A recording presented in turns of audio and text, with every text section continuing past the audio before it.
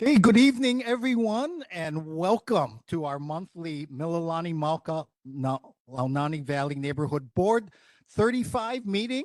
I call the meeting to order at this time. And at this time, may I ask if we could please rise? And we have Scouting America Troop 664 to present the colors and lead us in the Pledge of Allegiance. Take it away. Color guard attention. Color guard forward march.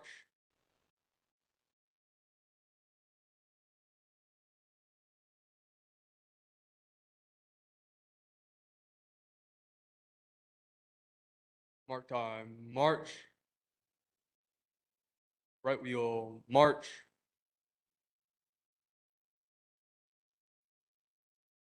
Ready, halt. Please join me in the Pledge of Allegiance. I pledge allegiance to the flag of the United States of America and to the republic for which it stands, one nation, under God, indivisible, with liberty and justice for all. Color guard forward march.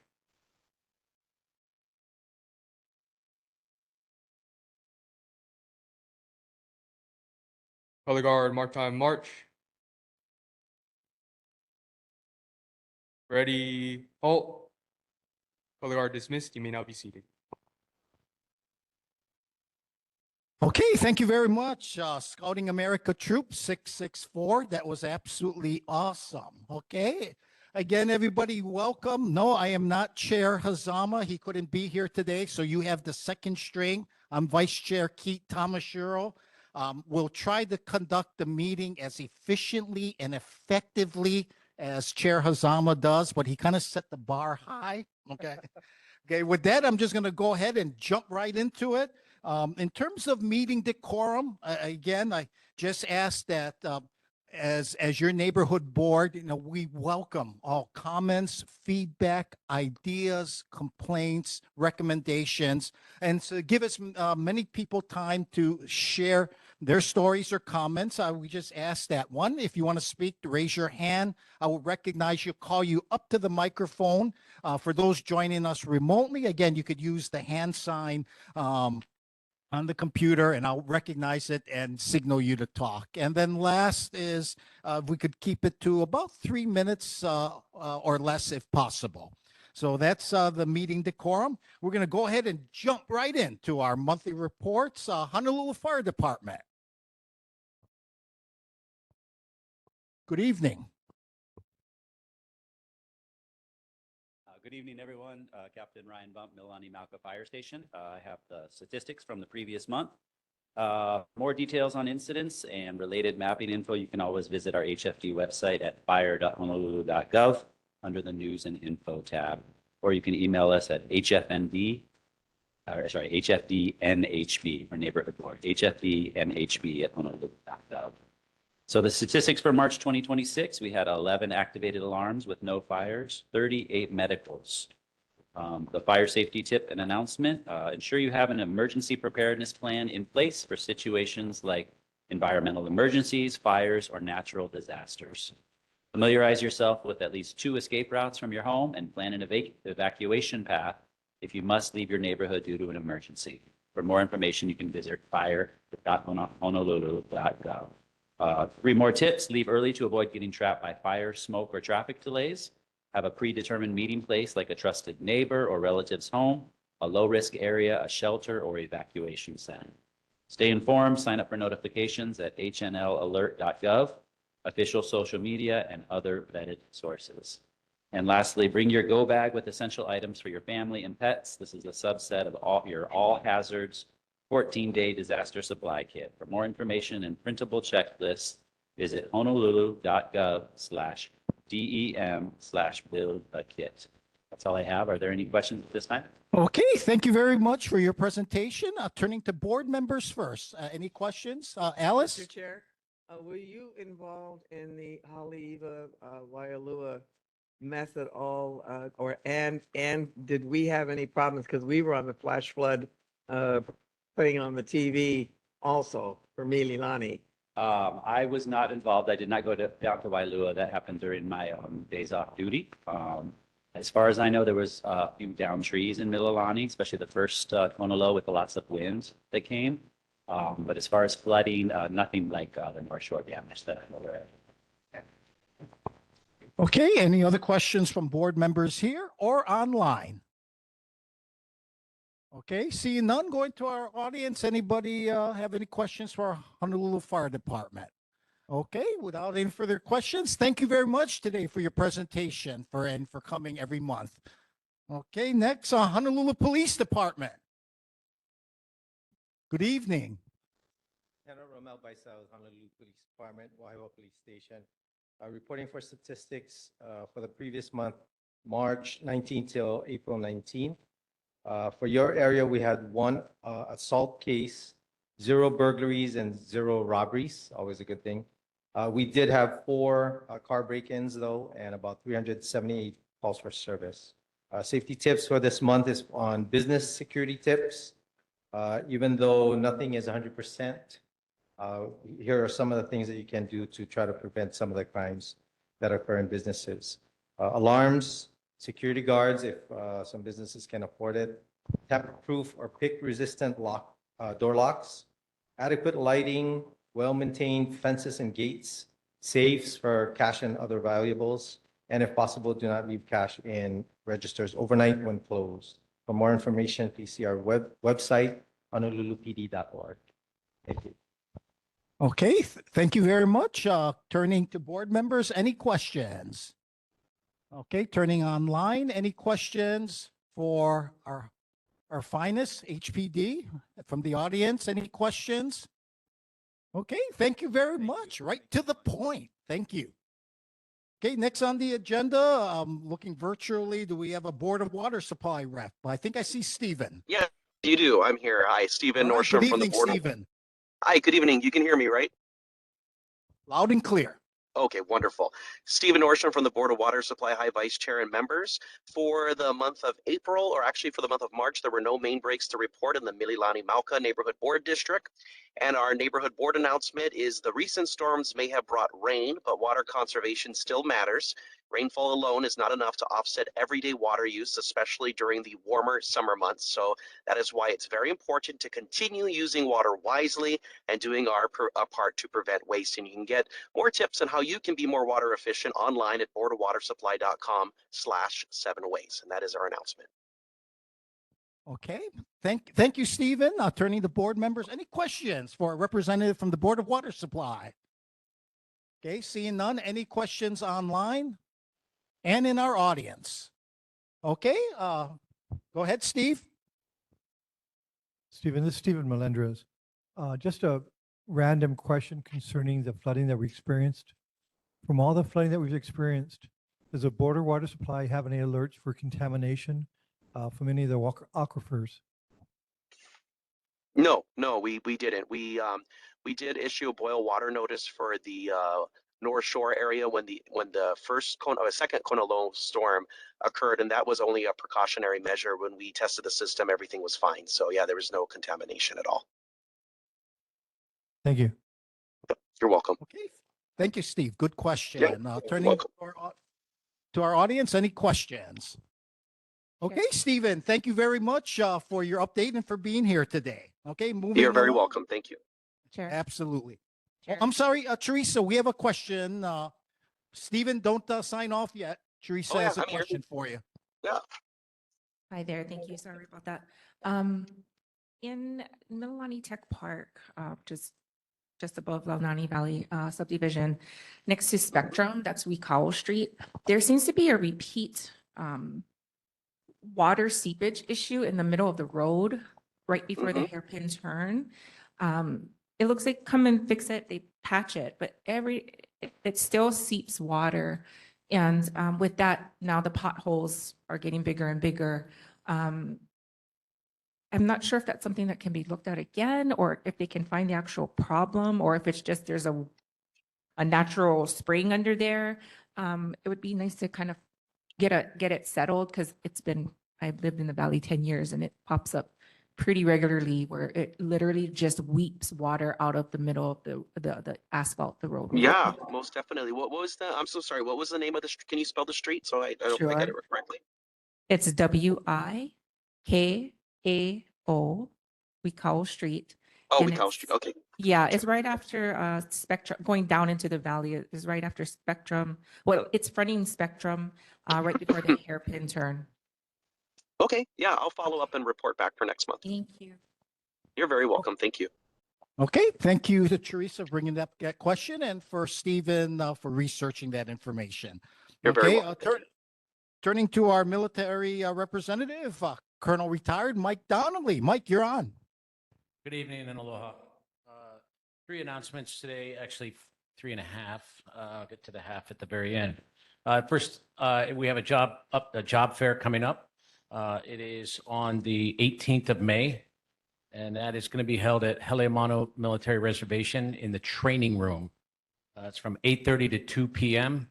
And if you want to look at things online, you can go to www.himwr.com and look for the opportunities there.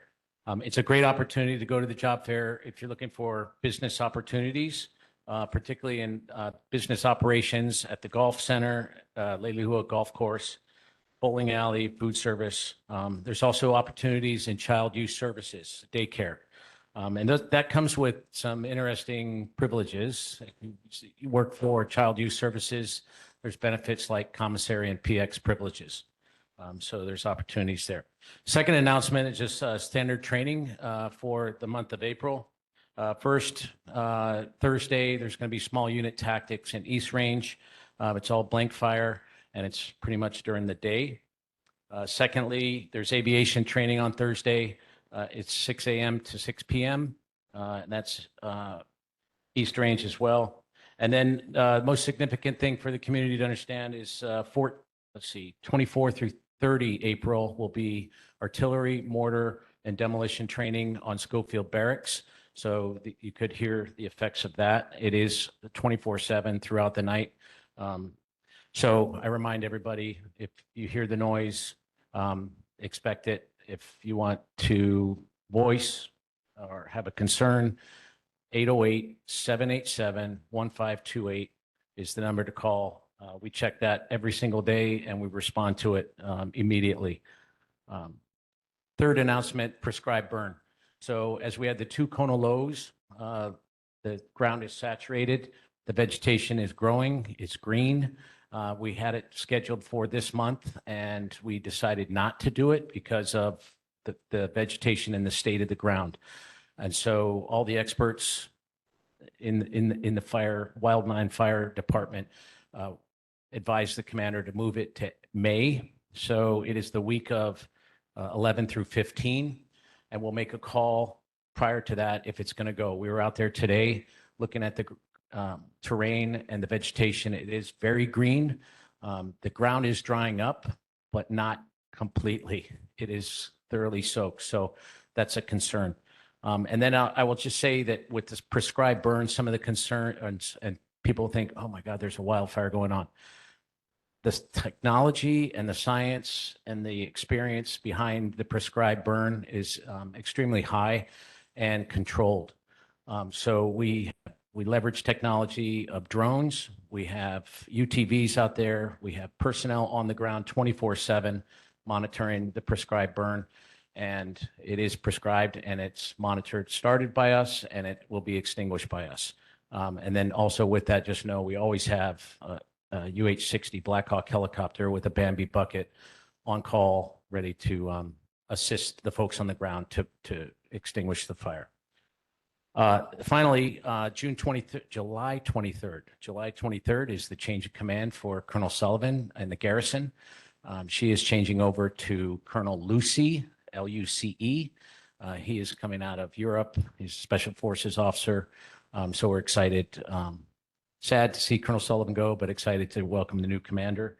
And so I'm sure the board will get those invites. And again, the community line concern is for everything under the sun in terms of staying in touch with the Army. 787-1528. And Selena Jankowski is our community relations specialist. She monitors every day and she'll get back to you. And that concludes my brief, pending any questions. Okay, Mike, excellent update as you always do so well. Okay, turning to the board members, Alice. I had a question about Wilson Lake. Are you, as Schofield now, I had understood that Schofield was having flooding problems too. Don't know how extensive that was or whatever. Are you going to be involved? I think the city is finally, well, let me say, Evans Way. I hope the city is finally taking over Wilson, and are you going to be involved in that process? I can tell you that in terms of the two Kona lows, on base, Schofield and Wheeler, we did experience some significant flooding in the barracks and the buildings, and we're still working through that. A lot of interior damage from the wind and the rain coming in through windows, and then we had carpet that was soaked, so a lot's got to be replaced. In terms of outside of the fence and the perimeter of the installation in Lake Wilson and the dam, Wahiwa Dam, that is a city and county state piece. Obviously, it's our neighbor, and we're monitoring it, and we stay in touch with DLNR, BLNR, and all those that are involved, and we'll watch that closely. And I can tell you that during the Kona 1 and 2, we are synchronized with the city and county DEM and HIEMA 24/7. We are live with them throughout the storm. And so we're closely monitoring the height of the dam and the spillway. And so it's a very synchronized effort from your emergency management team. But the future of the dam, I would defer to the state and city and county. I just want to make sure you're involved. I would just say we're involved in terms of just having situational awareness for sure. Absolutely. Okay, Teresa, you have a question? Yes, actually have two, but would you be able to explain what exactly is a prescribed burn and why is it necessary? Thank you. So prescribed burn, some people call it a controlled burn, but it's prescribed. It's prescribed because we have management of the fire itself, and it is controlled. We ignite it and we extinguish it under our control. We use things like drones. They drop these things called, believe it or not, it's called Dragon Balls. And so these Dragon Balls are dropped to start the fire. They are released by drones and or a small Hughes 500 helicopter. The reason we do it is because of invasive species like guinea grass. And the guinea grass, I can tell you as of today, was over my head. I'm 5'7". And so as we go to the summer months, those become extremely hazardous in terms of any kind of fire exiting the impact area on Schofield Barracks. So we take the invasive species, we burn it so that as we're training, though we contain any kind of fire that is ignited from tracers that we fire into the impact area. If they ignite a fire, it's contained to the impact area. And ultimately, the prescribed burn is sort of the safety of the community inside the installation and outside. So it doesn't go anywhere else but the impact area. And it's a pretty routine operation across military range complexes. Does that help? Yes. Okay. Just for those that don't understand or they're new to the islands or new to our area, Yeah. and that would help them to understand, I think, the purpose of it, because they're like, why would you burn it? My second question, and you might not be able to answer this, but if you could maybe get someone who can. I've come across in the last, I want to say 3 weeks, noticing folks who are being PCS'd here, they're preparing to arrive, so they need to find housing. Right. I find it interesting that there are so many online asking what's available to rent off base, et cetera, et cetera. And the reasoning behind their asking is because they insist there are wait lists. There is no housing available on any base, apparently, because you can go to any base, it doesn't matter. But is that really true that there are 0 available housing units on all of the bases? There's 0. Like, I'm not talking about this Yeah. person can't live here. I'm talking, is there literally 0? Like, if you went over there, nobody can live there. Is that It's, accurate? it's a great point, Teresa, and I appreciate that. Couple points offered to the community. One, the Army, out of all the services, not to brag, but the goal is that we want our soldiers and their family members on base. We want them in government housing. We have an occupancy rate of 98+%. It's never 100% because you have people leaving and people coming in. So the maintenance department has to flip the unit. So there's always about a 2, maybe 3% flipping that's ongoing. So they have to repaint, clean up sidewalks, go in and do a deep clean and get it ready for the next unit. So that's kind of point number one. Of all the services, the Army is the highest in terms of soldiers on base. We exceed 60%. So it's in the 60s. The leadership is also aware of this consistent issue of trying to get as many soldiers and family members on the base in housing. That said, there is not enough housing for every single service member, period. I mean, that's how tight it is.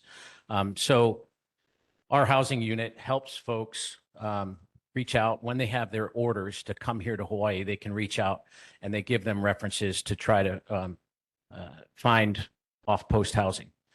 The other piece is there's always a critical piece about the military causing the high rent rates here in Hawaii.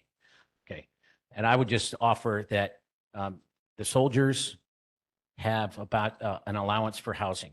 It's a fixed rate. That is public knowledge because it's taxpayer dollars. Everybody here pays taxes and everybody should be aware of what soldiers get for their housing. The soldiers and their supervisors and the management do not control rent rates. That's called a landlord. Okay, the landlord makes the rent.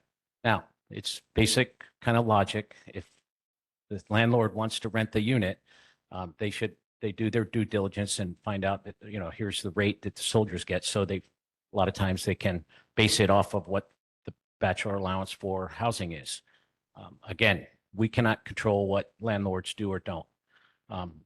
That said, at the end of the day, we want our soldiers to come on base, and we want to minimize taking units away from the community. But yeah, that's kind of where we're at. So when you say, I understand the landlord can request whatever they want, but do you think it's practical when you're giving someone BAH of $3,000 that doesn't drive the market up? Additionally, on-base housing, they take the entire amount. That's why it's capped. Take the entire amount. If 3 of these guys or gals get together, that's $9,000. They don't have to give the difference back. It's also based on their rank. Correct. So not Yeah, it goes everybody- higher. It goes way Not higher. everybody gets $3,000. Well, that E1s through E4s is about $28.95. I rounded it off. I've already done, Okay. I went online. It's $33.33 for one with dependents. We're considered overseas when it comes to pay, BAH and COLA. We're overseas. I find that interesting that they want to, we're a part of the United States, but then we're overseas. Just because there's an ocean, it doesn't make a difference, honestly. Cost of living is, yes, it's higher, but they also have the availability to go to PX, go wherever they want to have things cheaper. I guess my concern is that the military should be more responsible to house their individuals and not rely on us in our state to house them, because it's the investors and those people that are making the money off of $6,000, $7,000 every month of readily available to drop in the bucket. And I think if that were dried up, or if a soldier living off base, if it's $4,000 and the 3 of you get together and you have $7,000 or $8,000, the difference should go back, just like it would on base. The base housing is capped. There's no up or down if they take the whole thing. And I think that would make a very big difference if soldiers didn't have extra money to pocket. When I'm looking at someone who they're making over $100,000 after all of their base pay, their BAH, their COLA, that's $50 an hour. Who's making over For- $100,000? For the year, if you looked at the average average service member who has a family, the average. And if you add that up, 3,000, that's $36,000. Here you go find housing, right? That's not even base pay. And they average about $300 a month for COLA, which is another 3,600. So you're already at 40,000 and that's not even their base pay, right? So when you're going up, and that's just one person, that's almost $50 an hour. We're at $16 an hour off base. That's our rate. So I think there's some disparity between who's really putting in the effort to lessen that encumbrance. And again, being more diligent. Where does the federal government just give people money to just throw it in the trash? Right? Take that money back. So we're going to, okay, yeah. So take the money away from the soldiers. Correct. So if Okay. the three of them have $9,000 to go somewhere, but their rent is only $4,000, where does that extra $5,000 go? It goes in their pocket. But if that's meant to pay for their housing, why doesn't it go back because they paid for their housing? Now you have an overage. That's I'll go back and I'll give you an answer about what happens when soldiers go off base. And I would tell you that there certainly is a case where soldiers team up and they get an apartment, they get a home. And so they have to go back to housing and prove where they're living. And I believe they have to, this is where I want to go back and research. They have to go back to housing and let them know they have to provide a rental agreement. So that also includes what their rental rate is. I'll also tell you that in terms of on-base housing, that's a privatized company, Yes. Island Palm Communities. Yes. So Island Palm Communities, again, just like I said before, we cannot control them in terms of what they set the rent rate for. correct. They're a mainland We third party. can't country. tell them to Correct. Correct. lower your rent. Correct. They will. And that's good because whatever they're getting given, they should have to use all of it for the house. Right. Because that's what BAH is for. It's for the house. So if they're going to take the whole thing. Why wouldn't they? That wouldn't make any sense. That's why it's capped at the top. That's what they pay. The whole check goes straight to them. I understand who's running it because I've had conversations with those departments and those department heads. And so they have confirmed that, yeah, they take the whole thing. Off base, they don't have to give anything back to anyone. And that's why I was more concerned that, whoa, my taxes could go down. I'm kidding. The last thing I'll tell you is that every other year, Department of Defense, Department of War does a survey. And the survey is done across the state. And in fact, in two separate occasions in my time here at the garrison, the BAH rate has gone down. So I think In the last 15 years, it's gone up, well, actually 20 years, it's gone up 300%. It okay. used And to be that, only again, that's based, $1,000. Now that's it's what they do the $3,000. survey in order to determine what the median rate is. So And that's what I think I'm asking is how do we get these rates? And if you're doing a survey, are we surveying what's current market? Because then obviously if we didn't survey at current market and we said, hey, maybe this is enough, then the market says, oh, I have to adjust or I'm not going to have anybody in my house. That I think that's the dance I'm trying to figure out where that formula comes from. Okay. Because Kentucky has barely risen a few $100s over the last every 20 state has the DoD survey. Yes, and that's why I find it interesting that why isn't the draw the same? And I looked at about 8 different parts of the country, which is I was curious why Hawaii, and of course we have overseas numbers like Japan. So And the Army is aware of the housing situation here, and our legislators are completely aware of it. The leadership has expressed and communicated that we want families and soldiers on base. The units are full. So more to follow. I will get you more information about housing rates and the like. Any other questions? Okay, any other questions, Steve? Thank you, Mike. This is Steve Melenders. Quick question. You talked about aviation training. What type of aviation training is coming up? So they're going to be doing what's called the short term, the acronym is called FRIES and SPIES. So, and the SPIES, FRIES is fast roping. FRIES. So it's a rope that goes down, the helicopter goes up, a big fat rope goes down and you slide down it and you go do your business. That's called fries. Spies is different. You're on the ground, you make a call, I got to get out of here. The helicopter comes in, drops a rope, you take a snap link, you hook into it, and then the helicopter 120 feet up pulls you up and flies you around and then sets you off in a safe environment. So that's Great. what they're going to be doing. Yeah, my focus is, thank you very much for that, is the type of equipment that's going to be used. Helicopters are fine. Sometimes we've had overhead very large aircraft like C-5A type. And as you come over the valley here, if you probably go over this stretch of land here, in Mililani Mauka, you get the reverberation off the hills. Right. It literally shakes. Yeah. So you're not going to have large aircraft this time around, are you? See, not for this training for April. Now, when we get into fall of 2026, we will go through JPMRC, the big exercise, and you will see C-17s, C-130s. I don't think you'll see a C-5A. Great. When you do the large aircraft, do you ask for civilian input on your flight path? No, because that's dictated by the FAA. And there's rules, there's rules that govern which way they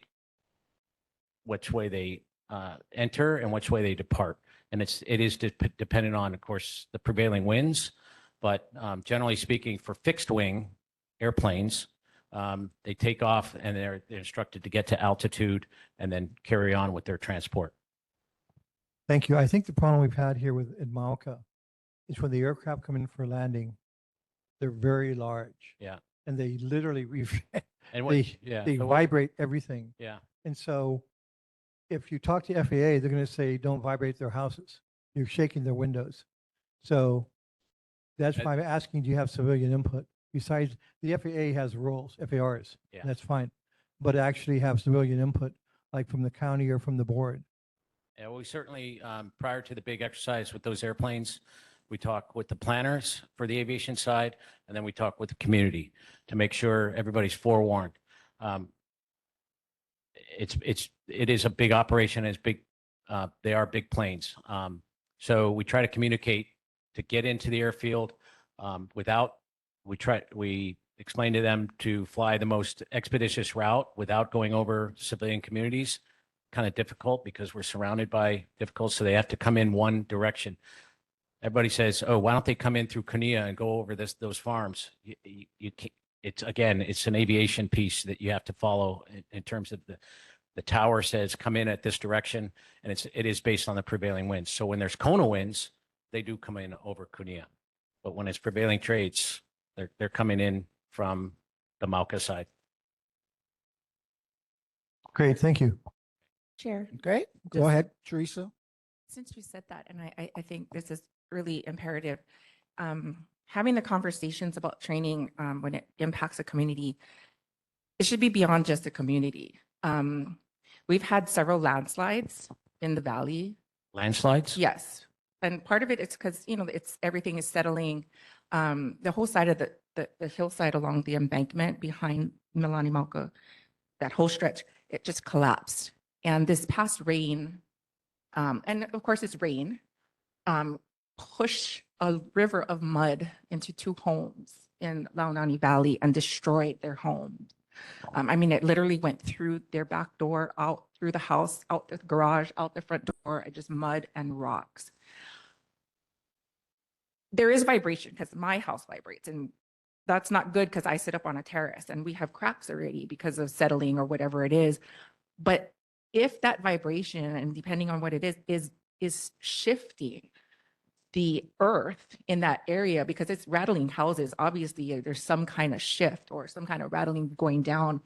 I feel like people need to come in who are knowledgeable on changes in the actual land structure, because I would hate for another section to fall off and Mauka has a fire break behind their homes, but still you can see areas where it's just collapsing into itself.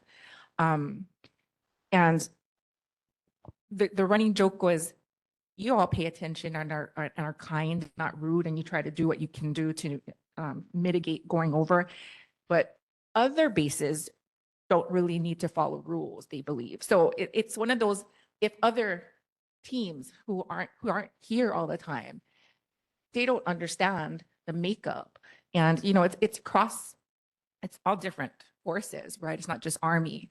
And so I think at that point, and that might be a legislative thing that has to go through that process to require you folks to do more than just, hey, by the way, we're going to do this on this date. Cool.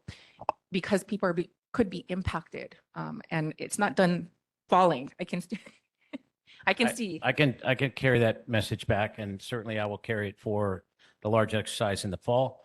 I will just share with you that from a fixed wing aircraft standpoint, having 30 years in the Army, yeah, it's difficult, and I appreciate that. I'm not an aviator, I'm an infantry guy, but I've flown in the back of them. So unless you're in combat, that the aviators and the FAA and the pilots, you can't just take a C-17 up here and it goes straight down and then in. It doesn't fly like that. But it's a valid consideration. As we plan this, I mean, I work with the planners directly and say, talk to me about the flight paths coming in, because there's already concern about the noise, the vibration, and particularly at night. Some of these flights, the landing time is like, 1 o'clock in the morning. We're waking people up. We got kids to go to school, et cetera. So it's acknowledged, and I will carry that forward.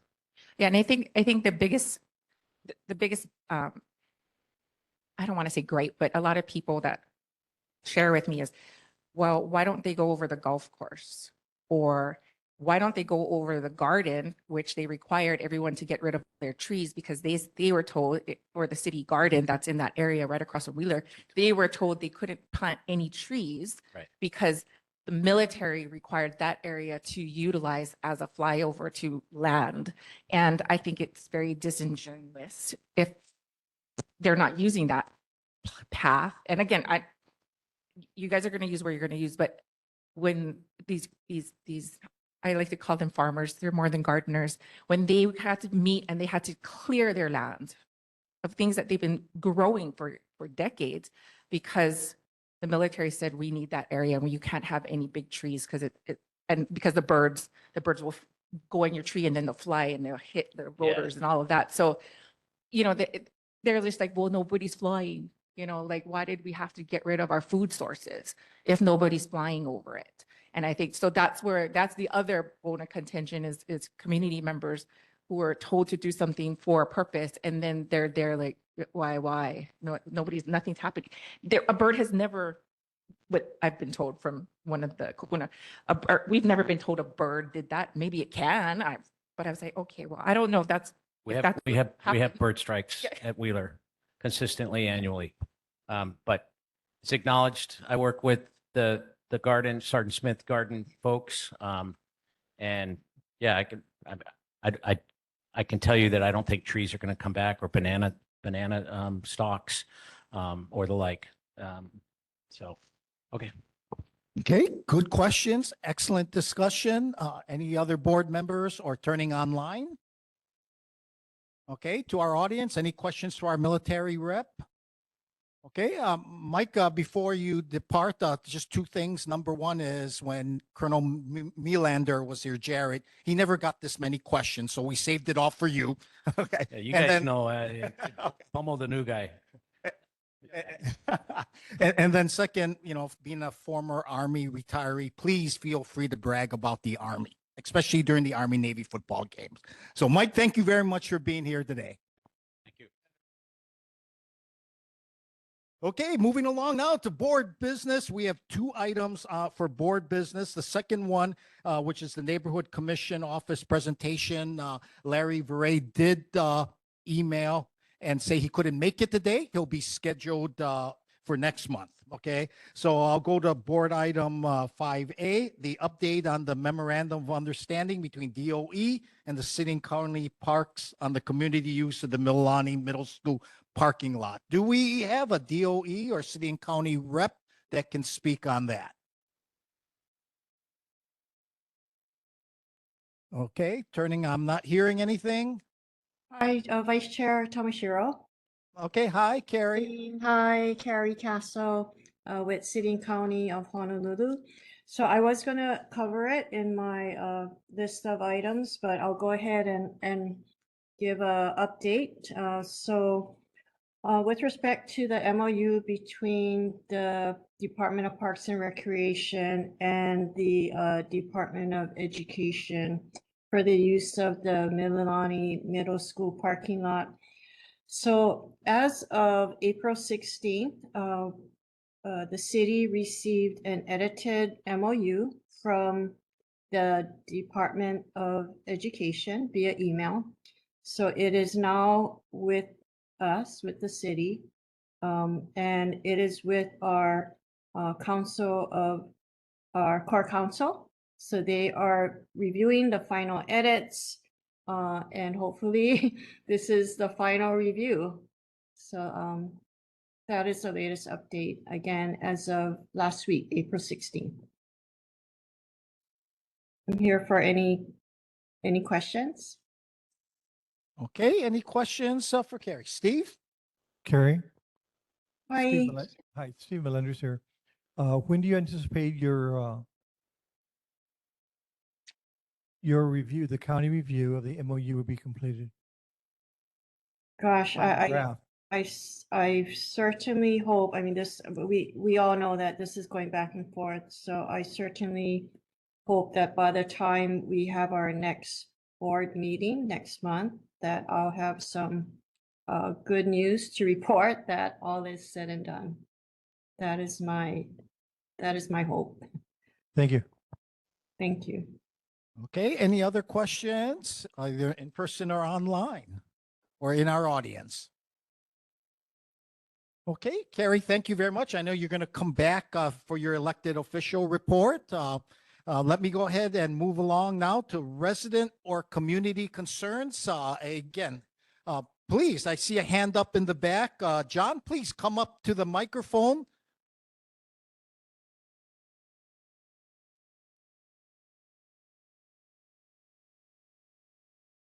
In addition to John, is there anybody else that has a community concern that they would like to share afterwards?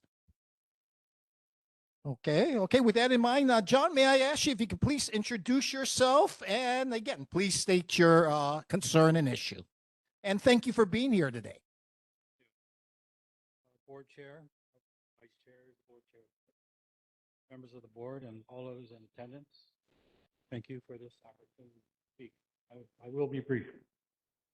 My name is John Mathias. For background, my parents purchased a home close to Kipapa Elementary School in the summer of 1969. I graduated from Lelehua in 1970, when John Kalinana was the varsity coach. A year or so before Hugh Yoshida became a club director and varsity football coach. I retired from Pearl Harbor Naval Shipyard with 42 years of service. I am proud to be an old timer, almost as old as Mililani itself. My purpose this evening is to bring awareness to the board of the actions of one board member in two very specific circumstances. First, on and about the 14th and 15th of February, this board member, with the help of her children, drove the length of Meheula Parkway from Mauka to Safeway, stealing more than 30 signs from the public right-of-way. Signs on Cam Highway may also have been stolen. For clarity, stealing or stolen means the illegal, wrongful, unauthorized taking of another person's property without their permission, with no intent to return it, and to permanently deprive said owner of that ownership. Her self-righteous beliefs about the visual blight of signs in the public right-of-way do not bestow upon her the authority to remove them, board member or not. Reciting a story that a kupuna can file a police report about damage to their car by a sign uprooted by wayward winds does not confer a godly call to action on her part to steal all such signs.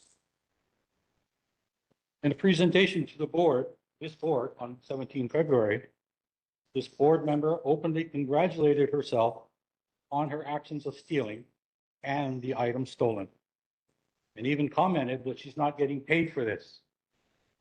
And yeah, no one was asking her to do it.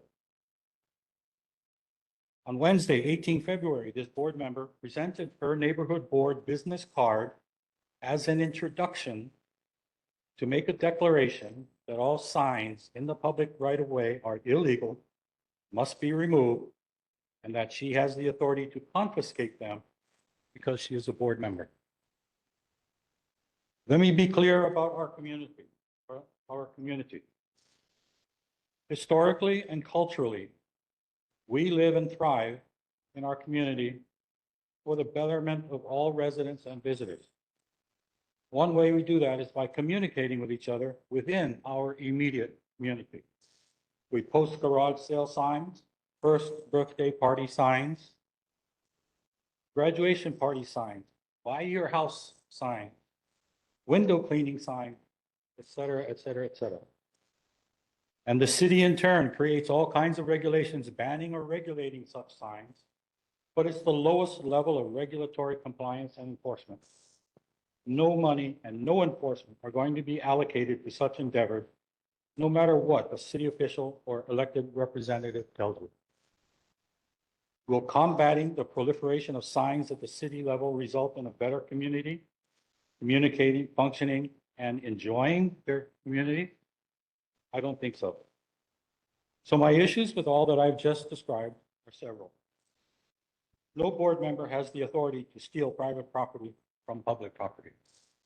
No board member, by virtue of that membership, can operate by a set of rules or ethics different from that of the general public, just higher. No board member should present their business card as a pretext to authorizing or legitimizing illegal acts. And lastly, along this line, if the board at large did not go on record opposing or stating that such actions by a board member were illegal, inappropriate, unauthorized, and wrong, then the board is complicit and condoning of such behavior in the future. The second issue. As a board member, you take an oath as a representative on the neighborhood board to conduct board business as needed in a prescribed manner that includes being courteous, decent, and respectful. When the US flag and the Hawaii state flag enter the room, common courtesy, decency, and respect says, stand. It's the flag of my country and or the flag of my state. Pick an allegiance. Nobody's going to know which is the which. It's none of anyone's business which flag you have allegiance to. But when you refuse to stand, you're making a statement.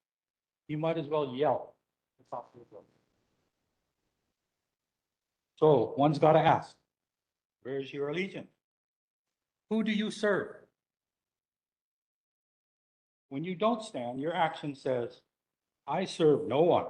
I serve myself. I don't even serve the board. That's sad, but it's your right. In this country, you can do that. You can not stand on the flag of the country. So carry on as you always have. But if you want to be courteous, decent, respected, and able to work with others to reach consensus and bring about change, you might want to change your mindset. Thank you. Wow, John. John, thank you very much, first of all, for trusting in us and having the courage that you did to come to this meeting and present. Thank you very much for that. Okay, any other resident concerns? Okay, okay, Oh, excuse me. yes. Sorry, I'm attending online. Am I able to express a concern? Sure, absolutely, absolutely. Go ahead. Just state your name. We can hear you very clear. Okay. Aloha o Joy ai wohi ko uinoa noho au I ke ahupua'a o Kamana Nui I ka moku o Waialua. Aloha kākou. I reside in Wood Creek Crossing, a subdivision of Launani Valley. Landslides have been an ongoing problem in our valley for many years.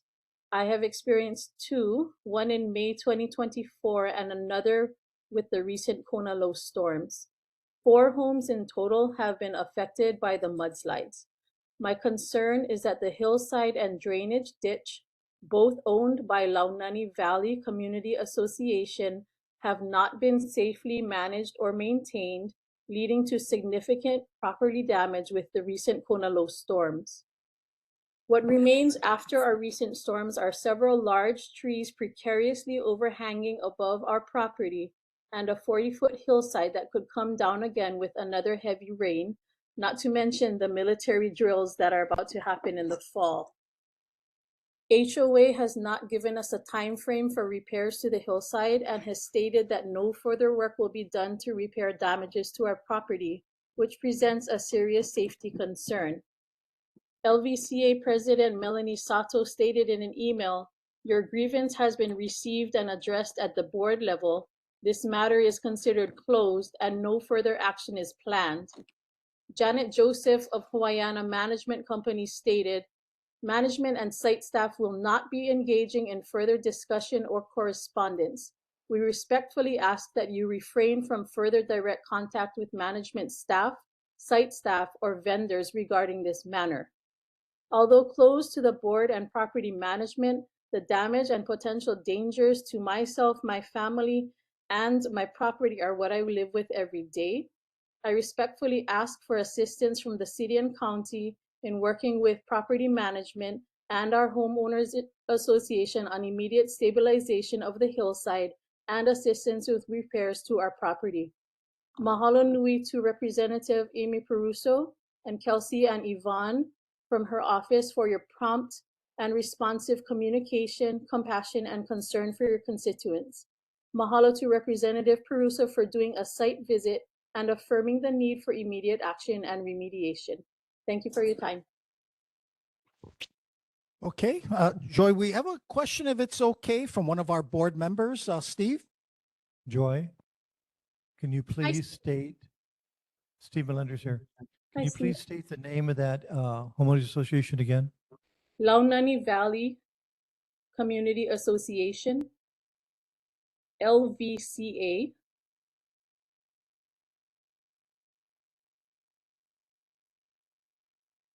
Everyone reports to somebody, period. I'm sorry? Everyone reports to someone. Yes. They have a PVL, professional vocational license, to do what they do. Therefore, that's under the state. I'm so sorry that you're going through this that is scary. I would suggest remediation back through the chair concerning their PVL license. Are they compliant in PVL or no? Because if they're just shutting something off of an apparent hazardous condition, that's not acceptable. So I suggest taking that route to come back to them and ask for more clarity on when she said we're done, because they're not done, because the hazard exists. And then perhaps we can pull in the county when Carrie comes online. We'll ask if Carrie can help you with that. Thank you. Thank you. Okay, thank you, Steve. And Joy, thank you very much for coming on and stating your concerns. Both residents' concerns are captured in our minutes. And again, so it is officially on record. Excuse me. Oh, Yes. hi. I'm also a resident. May I speak? Oh, absolutely. Absolutely. Okay, if I ask, please just state your name and your concern. But absolutely, go ahead. Thank you so much. I'm actually Joy's neighbor. My name is Diana Hayden. My husband is Raul Schuetz. We are the Schuett Ohana. My husband is an active member of our local HOA. We have 2 teens, we have some animals. I work as a contractor for the Air Force in advanced programs, and my husband has worked for the Army as a civilian for more than 16 years. We moved here 4.5 years ago and invested significant money into our home, both monetarily, but also renovation wise. We spent about $60,000 to renovate 600 square feet on our downstairs. We are a total of 1,200 square feet in our house with 2 kids, 3 dogs, and 2 adults. We have evidence of before, during, and after negligence, carelessness, laxness, and dereliction of responsibilities of the LVCA HOA. They have in writing stated that our property damage in the pursuit of our fair recompense for the time and money required to resolve our house are nothing but distractions to the HOA. Right now, currently, I'm looking at plastic all over my downstairs, and my husband is actually tearing apart our walls, and we have black mold growing, and our floors, as we walk on them, have moisture coming up like we have sweaty feet. My children are now confined to the upstairs. We have no family to live with. This is the state of our living conditions right now due to the negligence of the LVCA. My husband alerted them on March 14th before the Kona that the drainage canal maintenance was not being done properly and that it would be problematic. And that's exactly what happened to both Joy and our homes. Our home flooded with excrement from dog as well as dirt and mud. So it is very extreme living conditions that we have right now. And the HOA is just swatting us away like we're a fly. So I'm sure that the city, state officials, legal teams, and the media, as well as social media outlets, would see this as a story, as we're probably the only house in all of Mililani to have damages like this. Coupled with the HOA swatting us away as they're acting like a corporation and not to be bothered with a few homeowners' damage.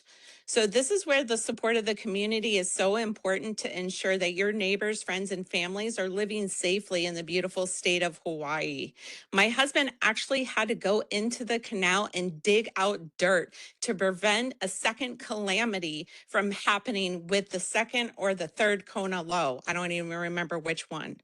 So we would just appreciate if you're also a victim of the HOA's negligence, or you want to assist us in any shape or form with points of contacts, lawyers, and the likes, I can be reached at Diana, Diana, L as in Lucy, Hayden, Hayden, 88@gmail.com. Mahalo anui for your attention. All right. Again, thank you so much. First of all, let me apologize. Didn't mean to cut you off at all. As I look into the audience, I just want to make sure that we give every resident an opportunity to speak. So if I've missed anyone, please identify yourself now. I'm looking on screen. I don't see any other hands up. Okay, but we have a question from a board member. Steve? Yes. Okay, Steve, and then Alice. I just have a simple question, Mr. Chair. I sit on a homeowners board also. We have insurance. Has anyone contacted your association? There should be insurance to handle all of these problems of your, as I understand it, 4 houses, I think. I don't know where you are on this issue, but the homeowners association is liable, and you need to contact them and do whatever through there. And I don't know what your circumstances are, so I can't go any farther. Thank you. Okay, good point, Alice. Steve? Alice is correct, because that's why we have insurance. And we went through a big deal on insurance early this year. And also I helped the governor's task force on insurance. And they had to put in quite a bit of money, $5 million up front, to help the high rises downtown about the insurance issue. But Alice is correct. You're paying into insurance. The homeowner association has insurance, should be able to cover what you, the liability involved, especially if you have to, I would suggest look at your documents. I'm the contract expert for the state, one of the contract experts. And if in your homeowner association document, if they state they will maintain such and such, they have to maintain it. Also, can you give me your email address again? I'll repeat the email address for my wife. This is Raul Shuit. It is Diana, Diana, L as in Lucy, Hayden as in November, 88 at gmail.com. And in terms of the insurance, I had spoken directly with Sue Savio, the insurance agent for both Launani Valley Community Association and Wood Creek Crossing. They're attempting to deflect by stating and characterizing the damages as flooding. And so they're saying they don't have a flood policy. I disagree with that characterization based on it being a man-made structure that failed due to negligent maintenance. Every other home to the right and left of both Joy and my home was not impacted because it did not have the blocked drainage canal. So would greatly appreciate any assistance, and I'm still pursuing that. We are pursuing that with the insurance carrier, but again, unfortunately, they are mischaracterizing it as a flooding event, which it is not. Thank you. Thank you. Okay. Sure. Again, Teresa. Okay. So I was able to go down and I met Joy and Raul right after, not too long after, well, through probably 2 days after.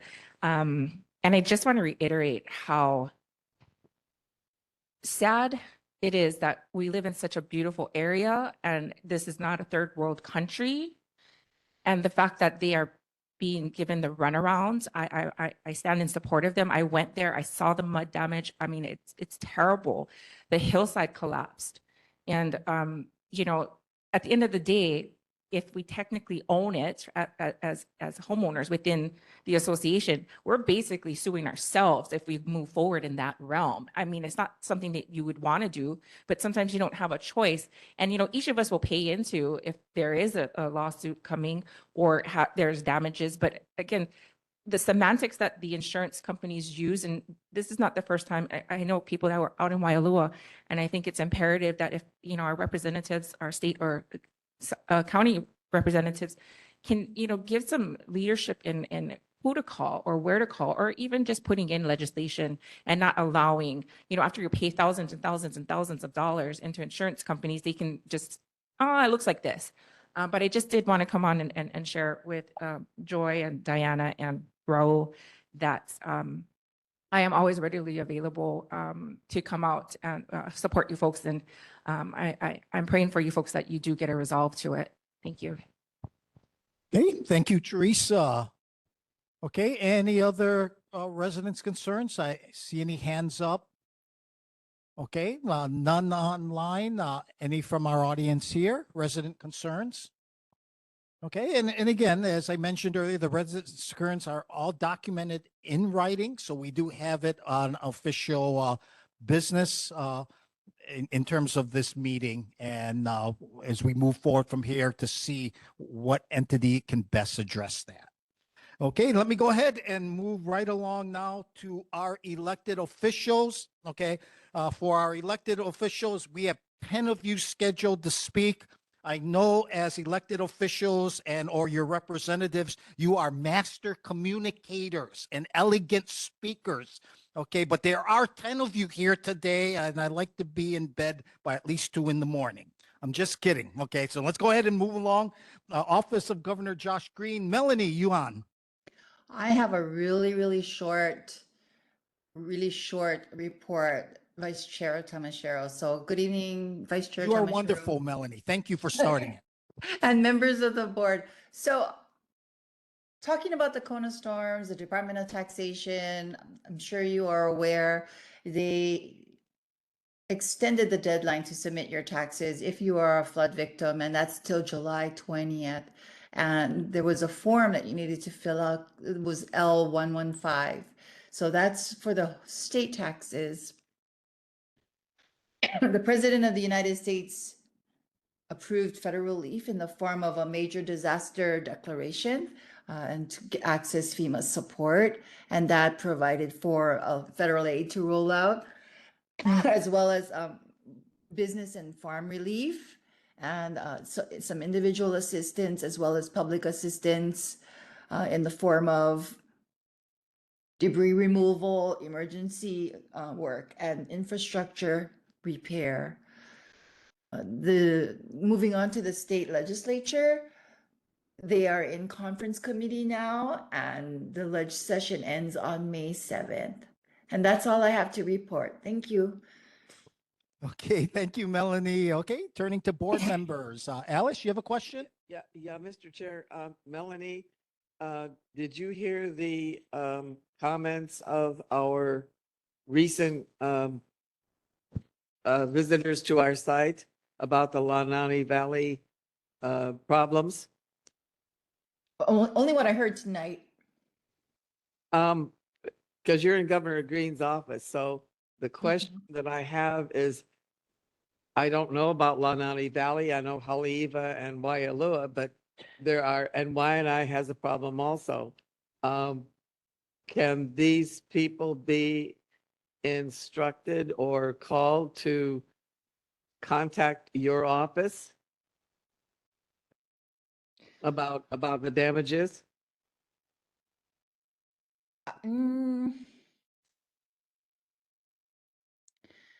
I'm not sure if you would call the governor's office directly, or if there's a state agency like HAIMA that you could possibly get some information from. I would start with that first before you would call the governor's office. And if you want, I mean, I can certainly do that legwork for you and see exactly who you need to call with respect to filing claims.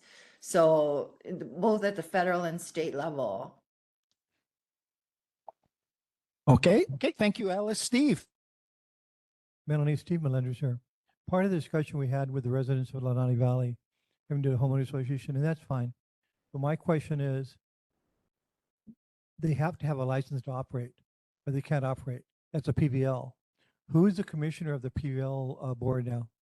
You know? I don't know that answer for you, Steve. Sorry, I don't know who the commissioner is. Your chair, Hazamo, should know who that is, though. He's with DCCA. But you want me to find out? I can. Please. Okay, thank you, Steve. Okay, any questions? Also, Teresa? I believe the current commissioner is Scott Psyche.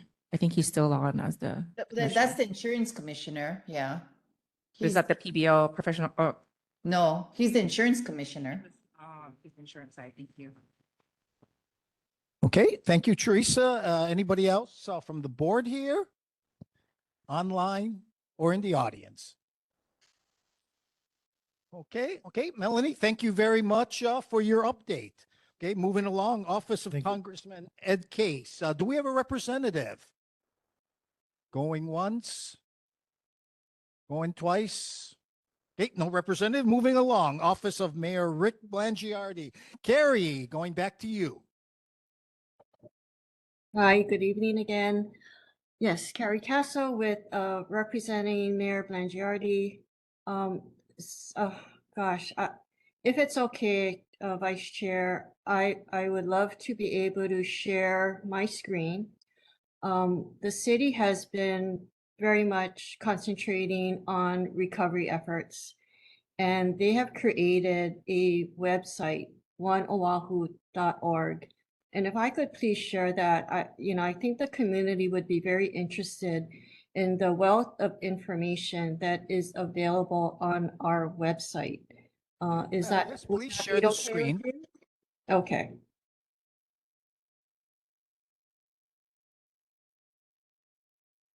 Sorry.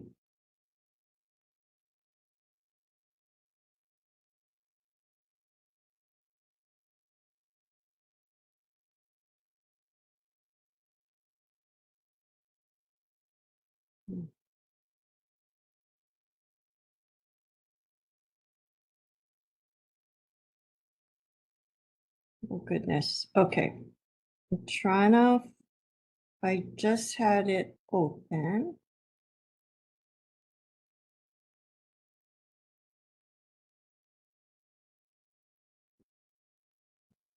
I know you can't see that. Can you see that? Okay, now we can. Okay, great. Yes, so again, this is oneoahu.org, and it just has a wealth of information prepared by the city. It has federal assistance programs. Coming up this Saturday, there will be a community assistance resource fair. It's said fair, but it's really a community resource center in Waianae Mall this Saturday from 9 a.m. to 1 p.m. And as you can see, these are the types of services that will be provided: disaster recovery support, housing rental assistance resources, health and social services referrals, and other community-based support programs. Also, I wanted to point out on this website, there is a real property tax relief. So if your property, not including personal property, but real property, so your structure, and then if you had any damage to your property, it is possible that you may get some kind of real property tax relief. On this site, you can go ahead and download the information as well as the application. It must be submitted by June 30, 2026. But that is another piece of information that I'd like to highlight. But as you scroll through, there's just, again, a wealth of information that is available to the public with respect to, opportunities to get support from federal or city, state agencies, where to report damage. Just again, I encourage, I'll put the link in the chat, but I encourage everyone to explore this website and, see all the different options that are available to gain information and who to contact.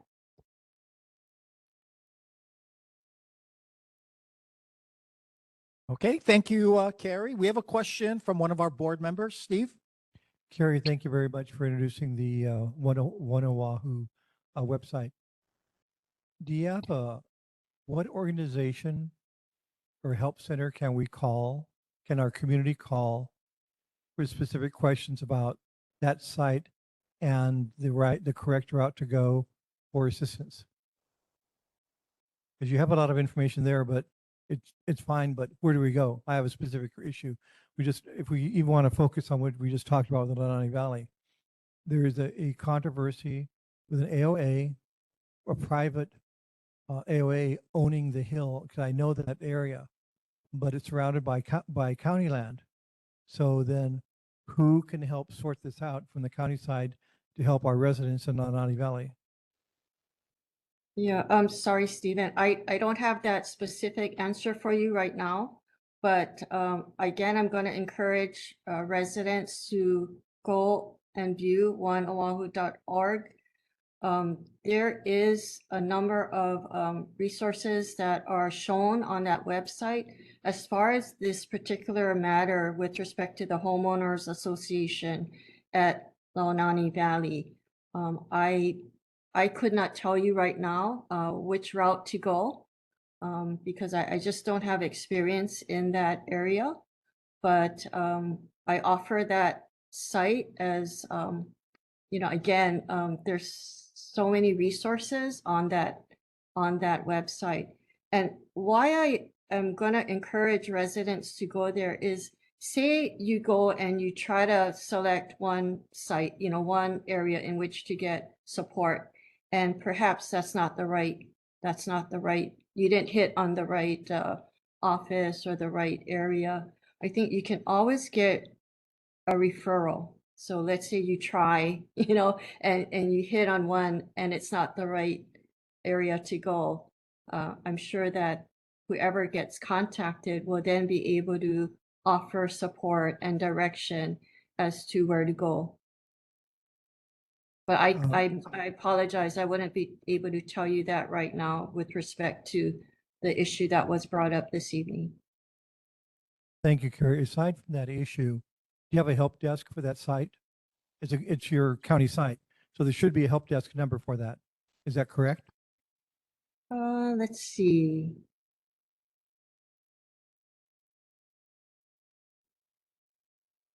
Yeah, there's a home page. Let me try to scroll to the bottom. The site was put together by our public information officers as well as our Department of Emergency Services. So there is a contact us button. There's a phone number. So again, if you don't get the phone number 808-768-4141, but yeah, there's, again, if you go help and resources, get help. So, you know, I encourage you to sort of use, I guess it's very user friendly. So be able to, sort of use your logic in terms of help or resources, get information, and so forth. And again, I think once you go down a certain path and you may not hit the right place, wherever you landed, they should be able to direct you to the right area. Great, thank you. So Carrie, I'm just stating, you just published that 808-768-4141 is a phone number for the help desk for that website. Is that correct? I won't say that it's a help desk. It says you may contact this number, which is Mayor Blangiotti's office. So there is a phone number in which you can contact the mayor's office, but I would encourage you, instead of contacting the mayor's office, I would go to, again, Help and Resources, and then, scroll through the various areas in which you're interested in. Great, thank you very much. Yeah, I'm sure that our constituents will be scrolling through. Yeah. But also I know that I experienced this recently the last few weeks where I spent 2 days on the websites, and after going and talking to many people for hours and being on hold for hours, came to the point of saying, oh, because of this, you have to go here. Went to them, they go, because of this, you got to go here. So with all the great information the county's provided, there should be a person that can say, oh, that particular issue, go to here. That's why I asked the question, because when you have a website like that with so many different areas, you have FEMA, you have the county sites. I understand. Having a constituent saying, which one do I go to, without wasting a couple of days, that our constituents right now are bailing out their house. Whatever we can do to help them is a yes. I understand. So we'll refer back to that number, to the mayor's office, 768-4141. And they can ask the mayor's office who they go to for specific questions on that website then. So Stephen, what I'll do is, while the rest of the meeting is being conducted, I will go through this website myself and see if I can get you a better contact link, email or phone number, and I'll put it in the chat before the end of the meeting. Thank you. Welcome. Okay, Carrie, before I go to questions from the board and audience, did that complete your update, or do you have more to cover? I have 2 issues to report on from the February meeting. Okay, why don't you go ahead and complete your report, then I'll turn to the board for questions.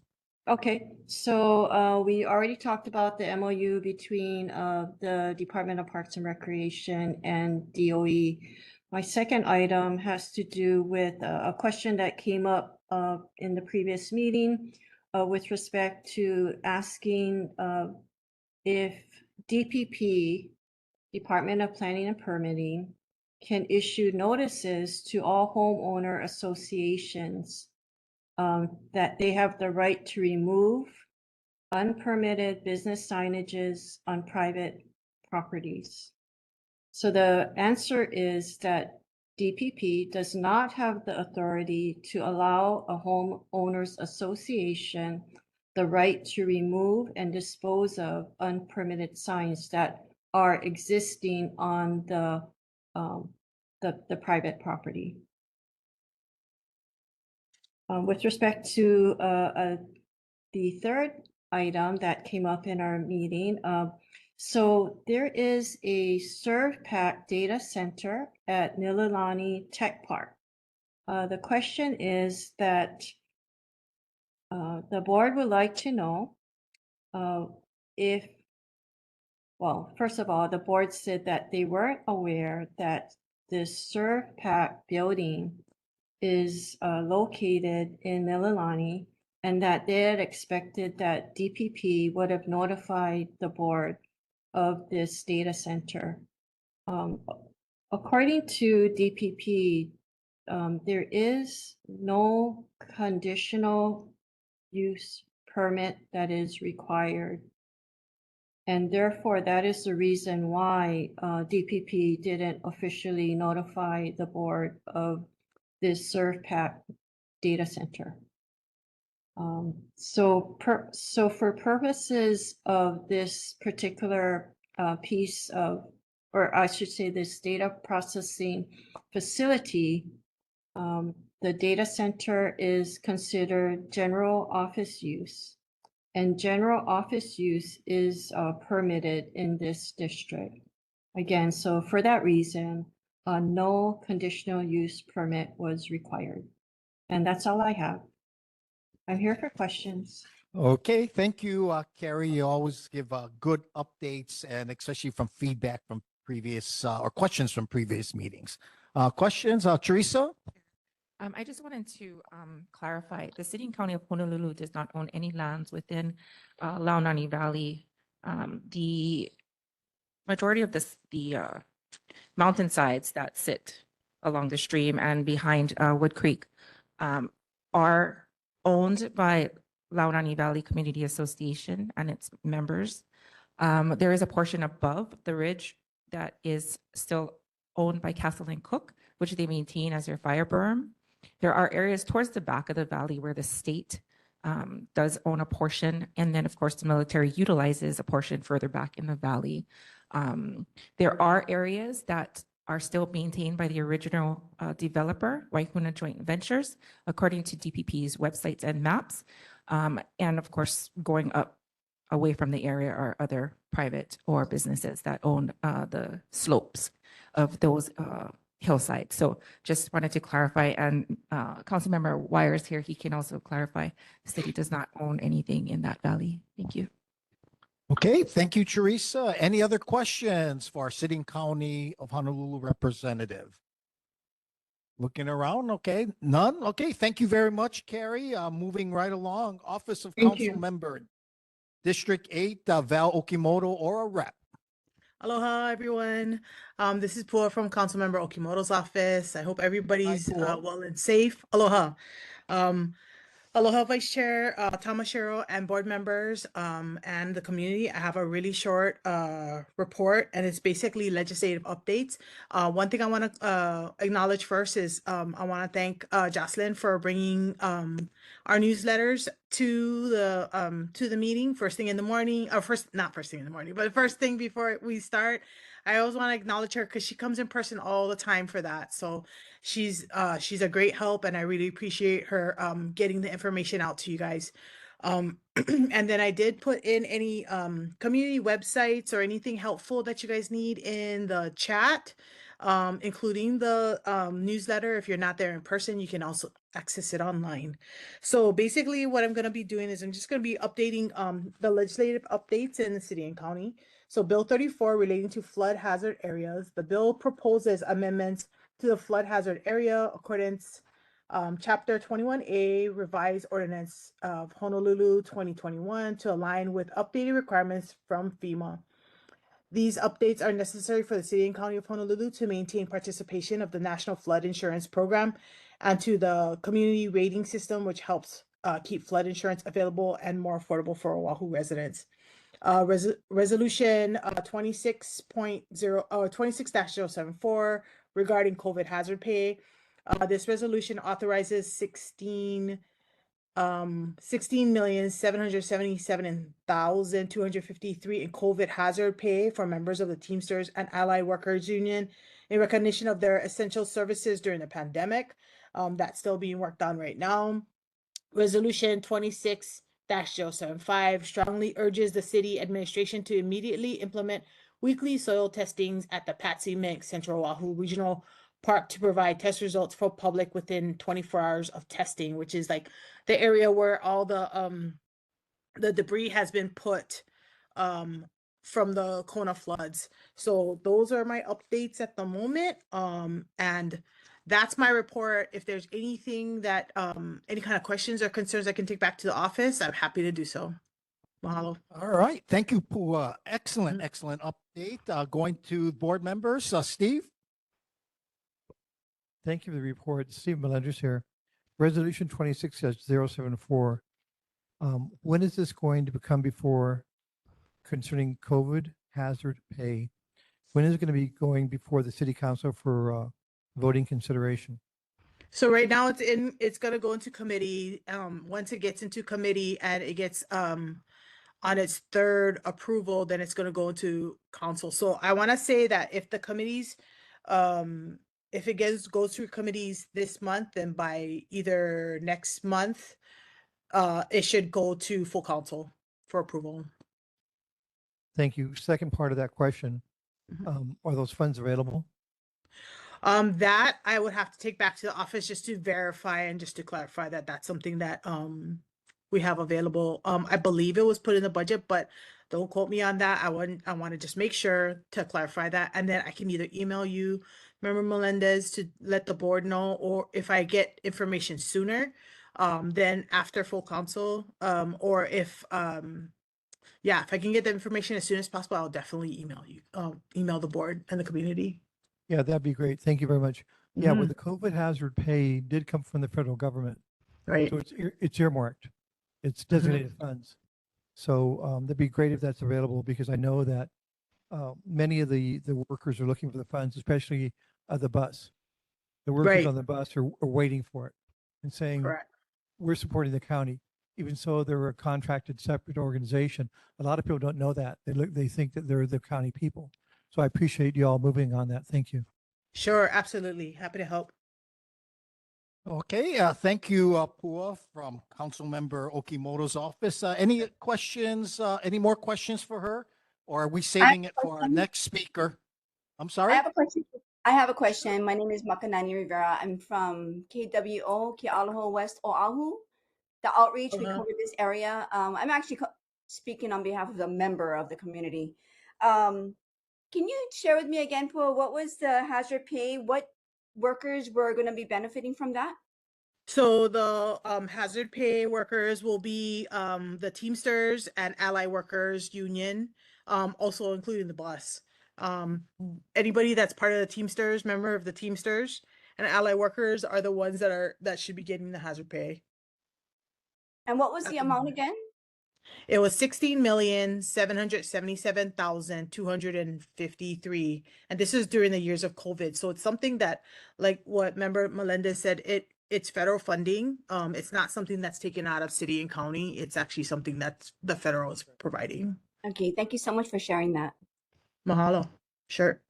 Okay, good question. Any other questions for Pua? Okay, seeing none. Okay, Pua, thank you very much for your update. Now turning to Office of Councilmember District 2, Matt Wire, in person. In person, yes. Not just Kelly today, aloha vice chair, board members, community members. Just updates first. I know that board member Melendez had asked about the bus fare. I think that got emailed over regarding the Keiki passes. So folks have until May 12th to apply for that. And of course, you can visit the hawaiipublicschools.org website. There's info on the website for youth that want to make or apply for that. Regarding the hazard pay, I'll just throw in, so, there were some federal funding opportunities with the different COVID-related amounts that came out. And then towards the end of those funds, the restrictions on revenue replacement were taken off. And so a lot of that got bundled into city resources and general funds. And so I'll just note a portion of the hazard pay does include general funds or funds from the city's normal budget amounts. And that's really covering the contract negotiation. So the specific terms in the public sector union contracts. And then of course with OTS, that's more of an equity issue because our bus drivers, even though they're not city employees, are at the forefront of the COVID pandemic, suffered some of the greatest losses.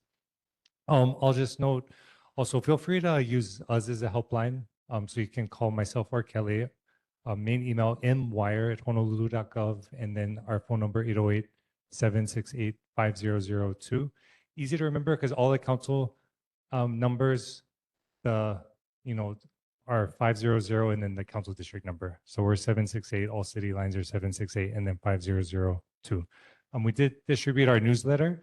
So front page, that photos with some youth that we met with at the Central Oahu Regional Park Aquatic Center. And so that spurred the funding that was accepted to make improvements over there. The funding that went into the budget doesn't cover everything, but they also have set up a foundation that's raising funds. And you probably are aware because I know that's a shared kuleana around Central Oahu for that park and all the services and resources over there.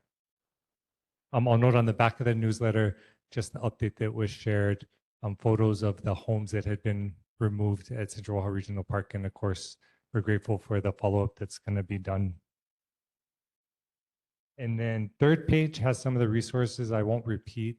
The Deputy Director Castle had mentioned, including FEMA and SBA Small Business Administration resources. The QR code at the bottom goes directly to that oneoahu.org website.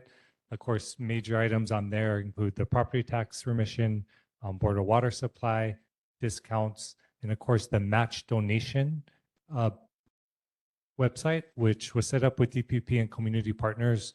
So folks can both go in and put needs. So for example, the homes in Launani Valley, if they have outstanding construction issues that they're dealing with.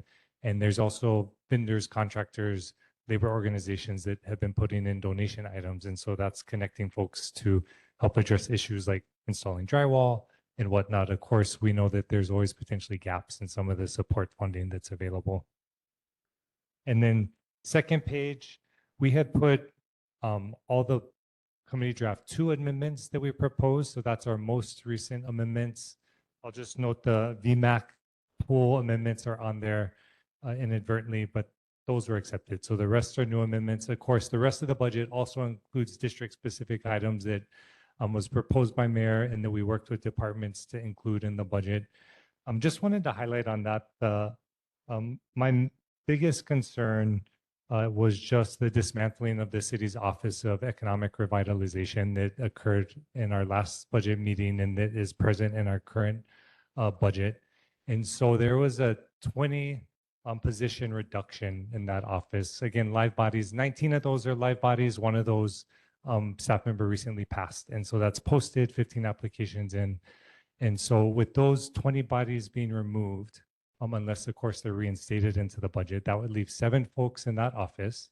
So Office of Economic Revitalization, 1 director, 3 in our film office. And so that's a separate entity that's administratively attached to OER, and then 3 community equity liaisons. And so I think my main concern with that is losing all the staff that are doing other support work on the ground in the community. This city was geared up to administer the Small Business Recovery Fund with support through the state, right? And so we'd be losing capacity to do that. They also have the purview of seeking agricultural grants. Of course, we have proposals in our budget amendments, but even if those aren't accepted, generally what OER does is pursue state, federal, private foundation funds and administer those programs to help farmers, small businesses. They've done work on digital equity as well. And so I'm just concerned because I know over the past several years, there's been multiple attempts every budget cycle to eliminate that office. And of course, hasn't been successful today, but this is kind of the furthest it's come. And when you look at the other counties, right, and I confirmed with most of them this, or all of them this past weekend as well, like Hawaii County, Maui County, each, you know, Hawaii a little more than a fifth, Maui a little less than a fifth of our population have respectively 26 and 23 staff in those offices, and then Kauai has 8 in their economic development office, which again, they're less than a tenth of our population as well. So as the urban center, I do think it's important that we maintain their work, not just with disaster recovery, but just given the economically challenging times that we're in, because they function as an arm or a pass-through oftentimes for state programs coming in, federal programs coming in, private programs coming in. I know if folks remember the farmers markets that were set up at the rail stations with support services coming in from like Elipayo services to provide additional connections to the community. That was something that OER had worked on with CCSR. And of course, a lot of other work in the community. They're deployed on the ground now. So we've had OER staff. I was in Kahuku last night for a farmer outreach meeting. We had 2 folks over there. They've been at the community assistance centers every time they've been set up in Laie, down in Kahalu'u as well. And of course, they've been on the ground in Wailua. So a lot of these staff have been deployed around the island for the past month now. We're approaching a month, right? The storms, I think, sped up time for everybody. And so just wanted to flag that and welcome, you know, community feedback on that or any of the other amendments we've proposed as well. I'll just highlight one final, and then I know I'm supposed to be concise. The 1 million that's on there for kopuna feeding, we did try to put in the first round and wasn't accepted, but we wanted to put it out again, just because with the info briefing we did in January in our committee with the food bank, Appleseed, based on numbers just from last July, right? We have 168,000 individuals on Oahu that are very food insecure. And so that means we have folks living in households that skip meals or don't eat for a day because of economic hardship and lack of access to food. Where the city operates specifically is in the kopuna access area because the state's doing work, the federal programs that are available also provide support. And so really that funding was to help meet the gap that exists and is actually probably grown by now and will continue to grow, given some of the changes that have occurred with different programs. And so those are kind of the 2 I wanted to highlight in the operating budget specifically. And then of course, the rest is a lot of disaster response that I think came from community conversations we've had over the past several weeks. Happy to take any questions. Mahalo. Okay, thank you, Councilmember Wire, for again your representation, advocacy, and definitely the hard work of District 2. I just gotta say, when Kelly briefs, she normally is about half the time of you. I'm just kidding. Oh, is she? Okay, I apologize. Well, okay, turning I'll to the take notes from board. her. Any questions from the board? Okay, Steve? Matt, thank you for the presentation. That was great information. I'm drawn to the North Shore, new North Shore ambulance, 900K for that. Thank you for doing that. Where's that ambulance going to be stationed at? So ideally, that one would be located at the Sharks Cove First Responder Center that the city's finalizing the acquisition of. And then again, I'll just highlight, appreciate your appreciation for it, but just note the more ambulances we have, even outside of district or outside of our immediate communities, benefit everybody because it reduces ambulances being called off into different areas of the island and just provides that capacity. Thank you. Okay, any other questions from board members present or virtual? The boat?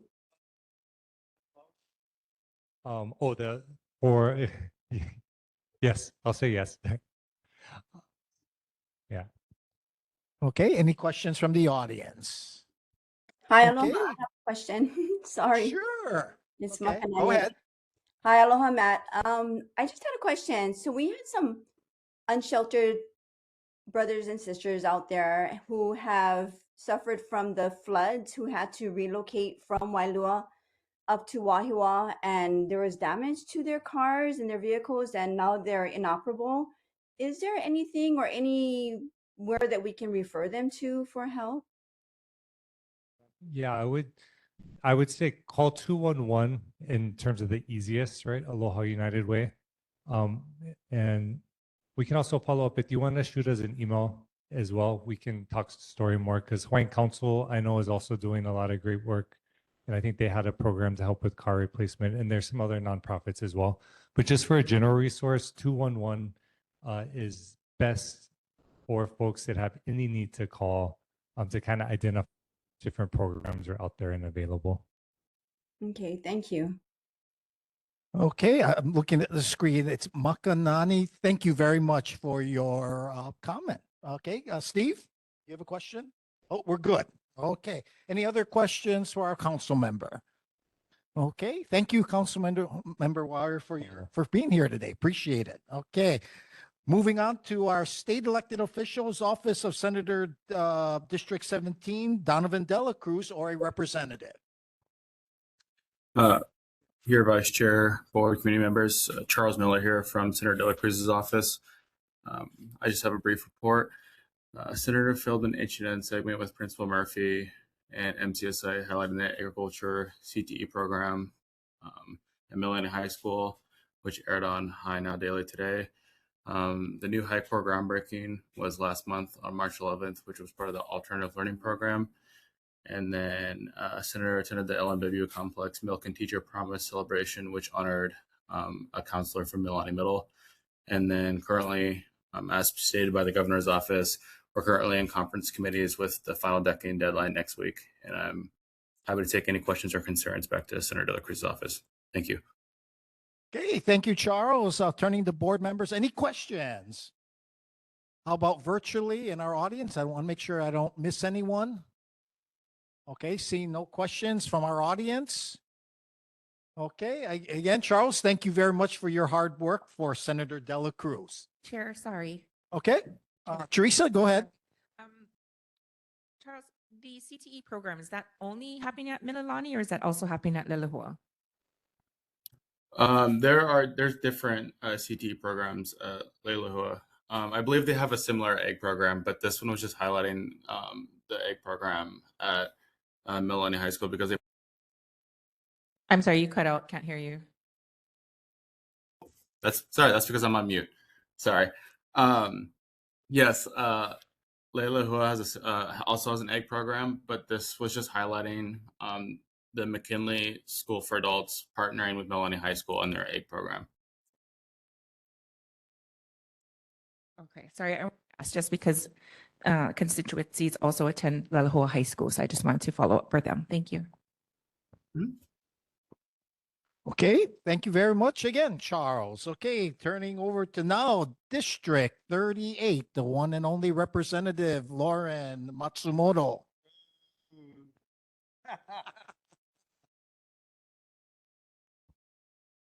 Hi, Lauren.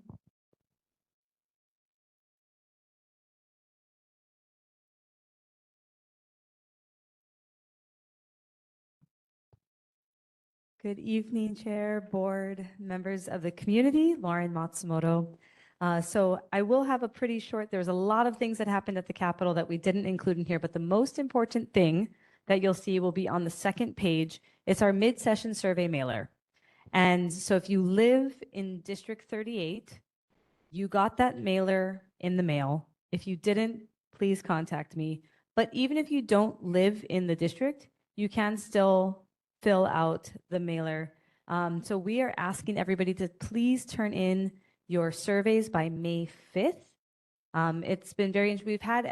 We've had about 350 responses thus far, which is great, but would always love more. So that's the most important. If you are listening online and you don't have my report in front of you, you can go to repmatsumoto.com. The first thing that's going to happen is you're going to have a pop-up and you're going to have that link right to that survey. So please take that. That's really, really helpful, because the survey questions that we ask in this mid-session survey are different than our pre-session survey. The pre-session survey, we're looking at, kind of a general what issues matter most. The mid-session survey, we're hitting some of those controversial bills that are moving through the legislature. And I would love to hear your responses before we take our final votes. As was mentioned, we are headed into conference. There is a lot of really important bills that are moving through, especially with our budget constraints. So I think one of the most important things that will be coming through is what happens with the historic income tax cuts that we did in 2024, and what is decided. Currently, the House and the Senate have pretty different versions of how to solve that issue. So that's something to be watching over the next 2 weeks. So a lot of big decisions to be made. And with that, I will end my report. Everything else you can read. We have a lot of that information, a lot of community things, but that is the most important things that I had in my report. Okay, thank you, Representative Matsumoto. Really like the idea of the survey, and really the message behind that is, hey, I want to hear what you have to say and what you feel and what you think. Turning to the board, any questions? Okay, virtually in the any questions? Seeing none in our audience. Okay, thank you very much, Lauren. Thank you. Good seeing you all. Okay, moving on to Office of Representative District 46, Amy Peruso. Amy? Good evening, Chair, Board, and members of the community. I have also a pretty short report this evening. So we are, as has been mentioned, moving into conference committee hearings. And right now we have about 420 bills all told that have passed through both the House and the Senate. And they are being assigned conferees. So that means that a certain number of members of both houses will be assigned to that particular bill, and they'll meet and negotiate the final details of that bill. And we expect to finish that process by next Friday, and then take those bills to their final reading to the floor. And I will say that this year, I think that we already have about 287 conferees assigned to, or 287 bills from the House and Senate that have been assigned conferees from the House side. So we're just about finished with those assignments, but this feels like these couple days feel a little bit slow, and then things will really start moving rapidly on Wednesday, Thursday, Friday, I think. So if you are watching particular pieces of legislation, I highly recommend that you go to the website, capital.hawaii.gov, and click subscribe on that bill number so that you will get notifications when they're going to have those conference committee meetings. And I also really wanted to take this opportunity to mahalo the Mililani community for your generosity. As we know, the other part of my district, Waialua, was heavily impacted by the Konalo storms, and I'm really grateful to the community members, and in particular, Danielle Bass was really instrumental in organizing a pretty significant drive for supplies, and that not only was materially really important to the community, but also in terms of morale. It's becoming so important to foster and further develop the relationships between our communities, especially when we see these kinds of disasters. And I'm just really grateful. So mahalo, and I'm available for questions. Okay, thank you very much, Representative Peruso, for your very kind words and compliment. Going to our board members, any questions? Okay, in the virtually, any questions? Anybody virtual? And then in our audience. Okay, Amy, thank you very much for your Thank you. report. Okay, Office of Representative District 37, Trish LaChica or Representative. Aloha, Vice Chair, members of the board, members of the community. Tosa Lobendon here on behalf of Representative LaChica, who could not be here tonight. Before we start, I have dropped a few links in the chat, one to our newsletter, and the other two links are things that you can review. They are regarding her District 37 updates, as well as her 2026 session bills. I will try to make this brief as well. So we will start on our updates. Everyone's already talked about conference. We're in the thick of it.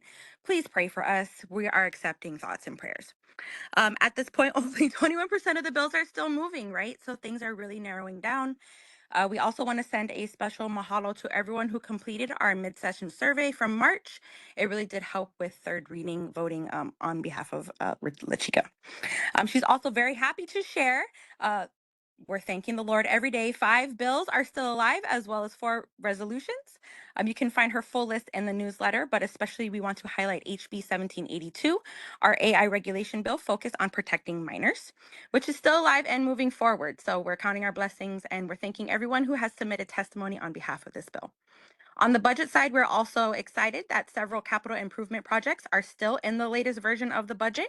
Some highlights include funding for the Mililani Public Library and planning funds for a potential Coal Ridge Elementary School. And a big mahalo to Senator De La Cruz for helping secure funding, continual funding for our Mililani educational housing, as well as the kitchen upgrades across the Lelehua, Mililani, and Wailua complex. On the community side, we've been busy. We recently held an alcohol awareness rally as a reminder. With summer and graduation season coming up, it's always better to arrive alive. And thank you to Representative Matsumoto for joining us. And just as a reminder, if you've had any drinks at all, please plan ahead and use a rideshare or public transit. You are saving our community.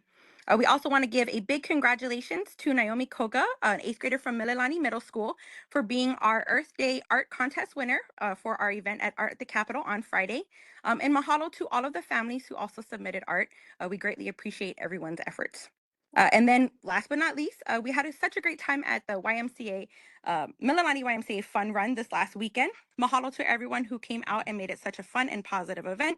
And special shout out to one of our Mililani High School interns through Rep Peruso's office. Thank you also, Rep Peruso.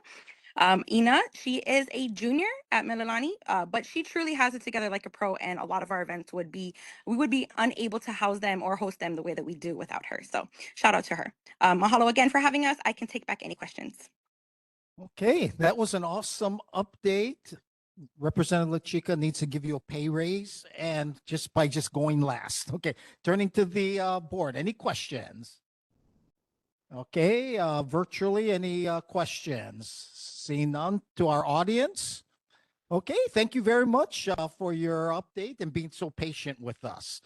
Okay, State Department of Transportation, Casey Abe. Casey, you're on. Good evening, Vice Chair Tamashiro and members of the Mililani Mauka-Launani Valley Neighborhood Board, KCR from the State DOT Highways.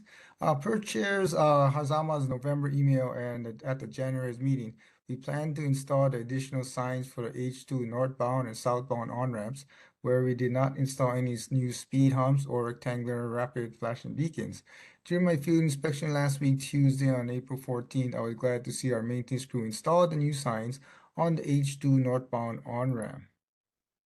And for the H2 southbound on-ramp, our maintenance crew relocated the existing advanced pedestrian crossing sign, moving the sign from before the H2 overpass to just after the overpass, and installing a new pedestrian crossing sign with posts, since we are still working on our lighting crew to replace the damaged light standard.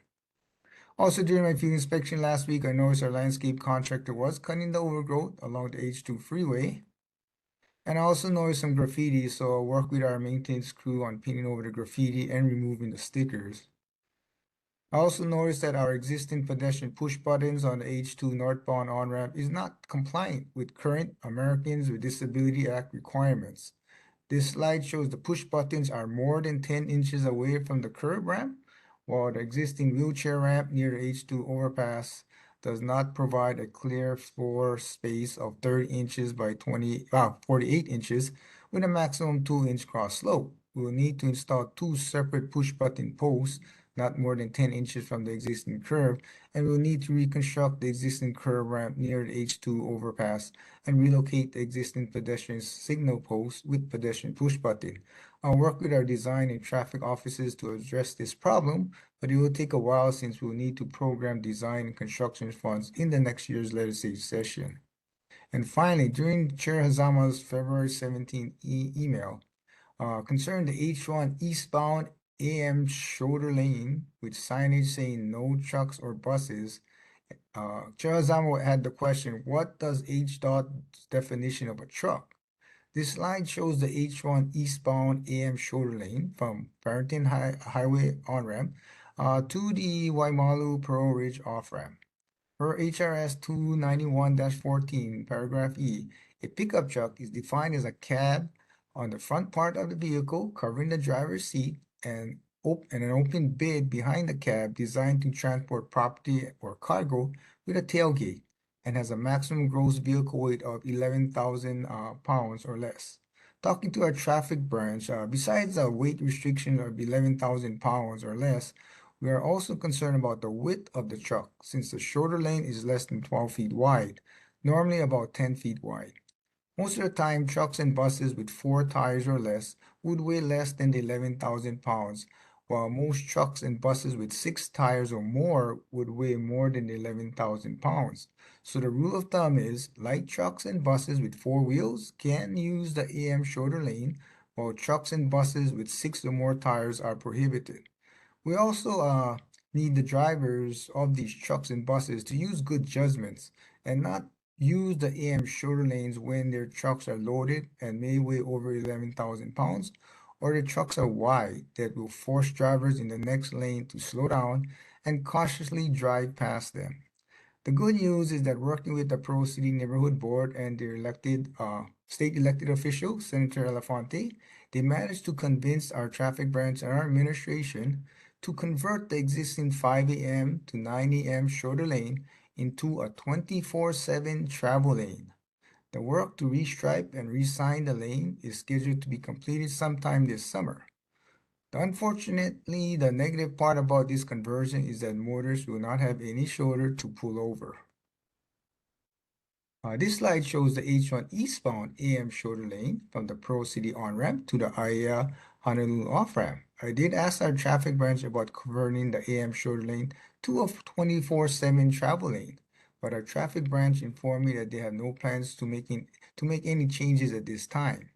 If the Mililani Neighborhood Board strongly supports converting this AM short lane from the Pro City on-ramp to the Aya Honolulu off-ramp to a 24/7 travel lane, the board should collaborate with the Pro City and Aya neighborhood boards and their state elected official and email our Deputy Director for Highways, Mr. Robin Shishido. Please copy me on the email so I can assist with following up with our administration. This concludes my report. I can take any questions at this time. Okay, Casey, thank you very much for your very detailed report with pictures, very organized. I can tell you're very smart and you know your stuff. Okay. Any questions from our from our board, Teresa? I have a question. With regards to the shoulder lane conversion, are there no minimum federal requirements with regards to a provision for having a pull-off lane or dimensions on how much space you have to have at the edge of each side, the edge lanes? Are there no minimum requirements so we can freely just take that space away? Normally, they would have a requirement, but we normally request for a design exception from the federal highways, and our local Federal Highways Administration works with their national office in Washington, D.C. to decide whether or not they'll give us this design exception. So it seems that they have allowed us to this design exception. So the Pro City Viaduct will not have a shoulder lane, shoulder wide enough if a car does stall. And then where did this idea start from? Or was it through neighborhood board? Was it? The neighborhood board. Okay, very good. Thank you. Okay, thank you, Teresa. Any other questions from board members? Okay, how about going virtually? Any questions? I don't see any hands raised. Okay, and in our audience. Okay, Casey, thank you very much for, again, being so patient, sticking with us, and for your update today. Okay, moving along. This is item number 8 of our agenda, the approval of the board minutes from our last meeting, Tuesday, February 17th, addressing this question to current board members that are present, plus our 2 that are online, Stanton and Dana. Are there any changes to the content corrections that you would like to make to the minutes? Okay, I'm seeing none, and I'm going to take silence, no input as concurrence or approval of our meeting, of our board minutes. Okay, thank you very much. Going on to committee reports now, starting off with education. Steve? Great, thank you. Steve Melendez here. I'll be presenting the report for the Education Committee Chairman's Report for Mililani Middle School. Can I have this up on the screen? Great, thank you. Let's go getting down to the calendar of events.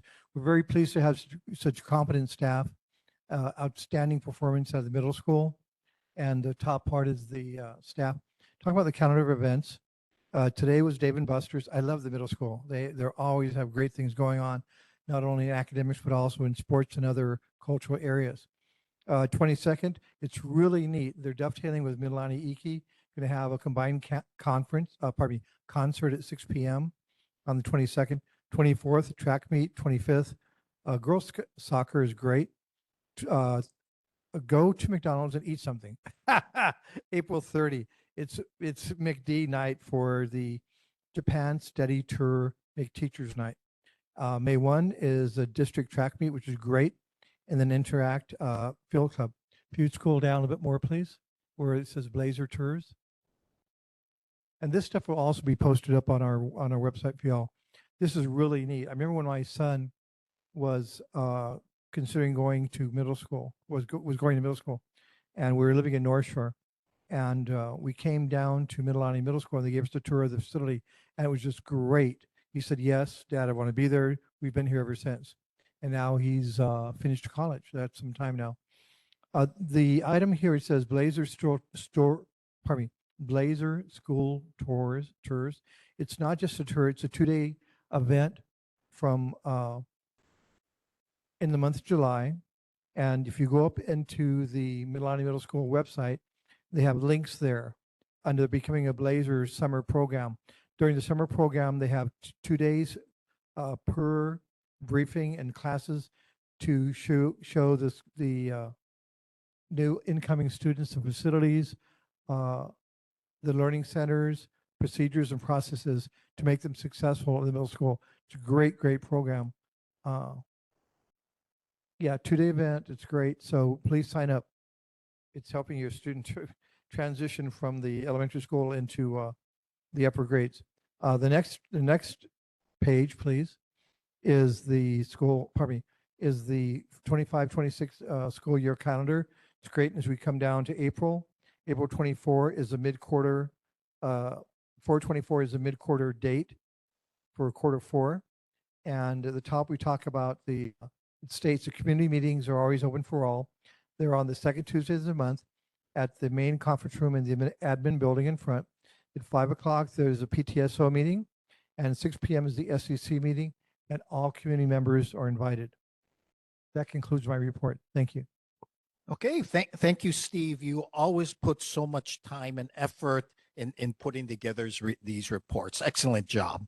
In terms of military and civil defense, that's me. I have nothing to update.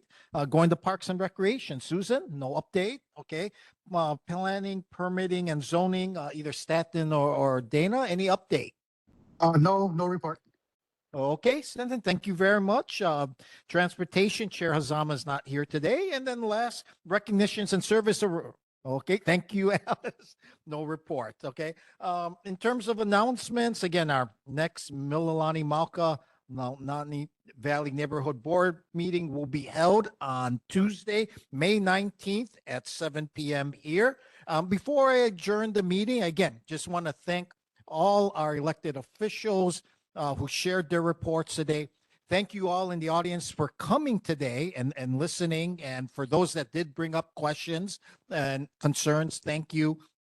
To my fellow board members, on behalf of Chair Azama, thank you very much for your service and presence, discussion and ideas and feedback. And finally, to Camelia, our neighborhood board assistant, thank you very much for everything that you do behind the scenes. And also thanks to, and you will never see him on camera, that's Jordan back there, who does all the filming of our board meetings so that we can all see. So thank you very much for your contribution and service. Based on this, I will officially adjourn our meeting tonight. Thank you, everyone, and good night.